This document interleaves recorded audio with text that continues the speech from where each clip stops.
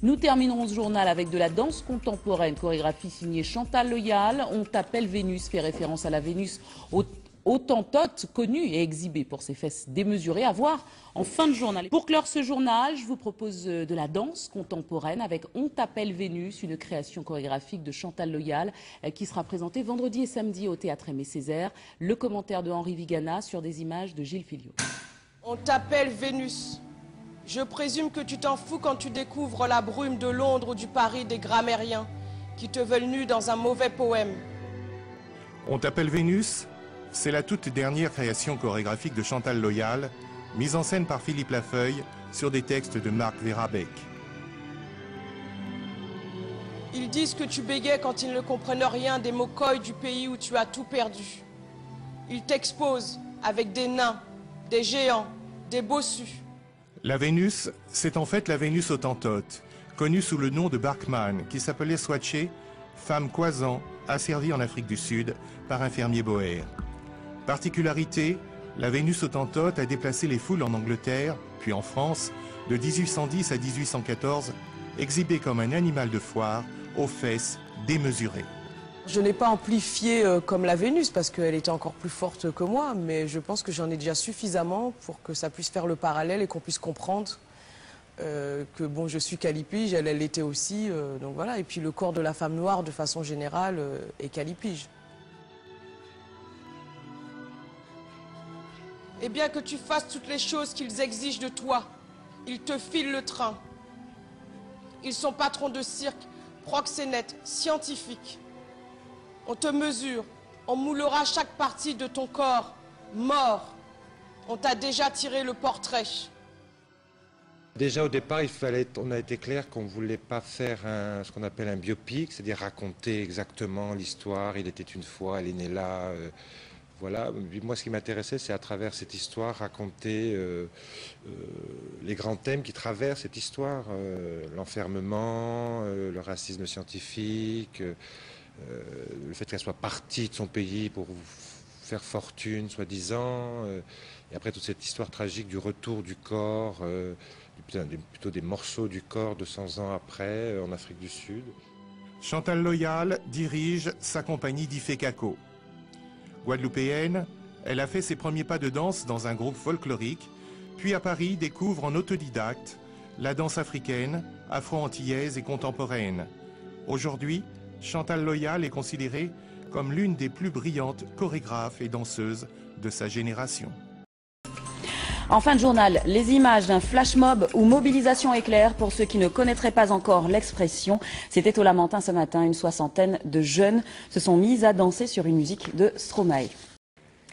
Moment magique ce matin dans les allées d'un centre commercial du Lamentin où les visiteurs ont été surpris par un flash mob ou mobilisation éclair. La compagnie d'Ifekako en résidence actuellement en Martinique et l'Espace Dédé sont à l'initiative de cette chorégraphie spontanée.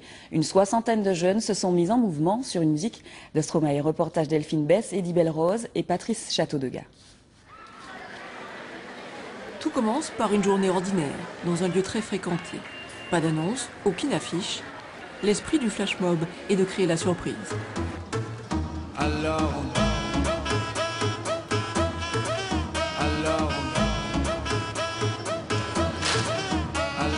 Aucun de ces amateurs n'aurait osé se produire seul en public.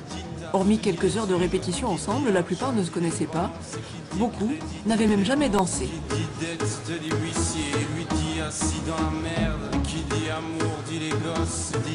C'est super, ça respire la joie. Exactement, on a l'impression qu'on est, je sais pas... On peut se défouler entre amis. On n'a pas honte en fait, vu qu'il y a plein de gens avec nous. Donc, et ça fait un effet de surprise. Tous les problèmes. Alors on danse.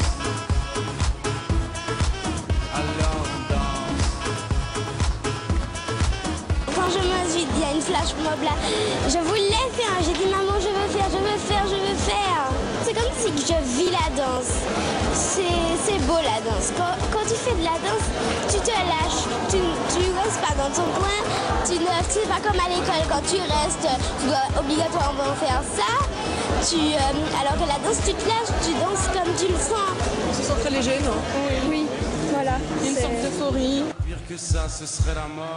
Le moment est bref, autant qu'intense. À peine 3 minutes 30 de musique où il faut tout donner. C'est d'autant plus intense et à la fois d'autant plus frustrant. Parce que forcément, une fois fait, une fois fini. Donc c'est sûr qu'il faut savoir compenser et vivre d'autant plus intensément le moment que l'on partage. C'est partie de la magie en fait du flash mob. Exactement, puisque l'idée est véritablement d'être dans l'impact visuel très rapidement et de mobiliser en peu de temps l'énergie autour de soi et entre nous.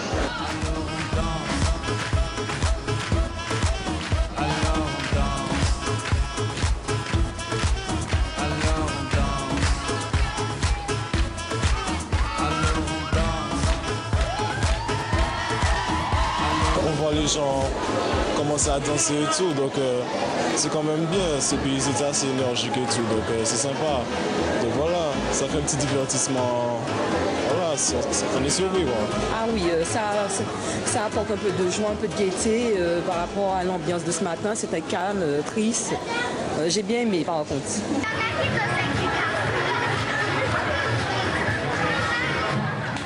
Aussitôt commencé, aussitôt terminé, les danseurs se fondent à nouveau dans la foule, la vie reprend son cours, avec une saveur toute différente.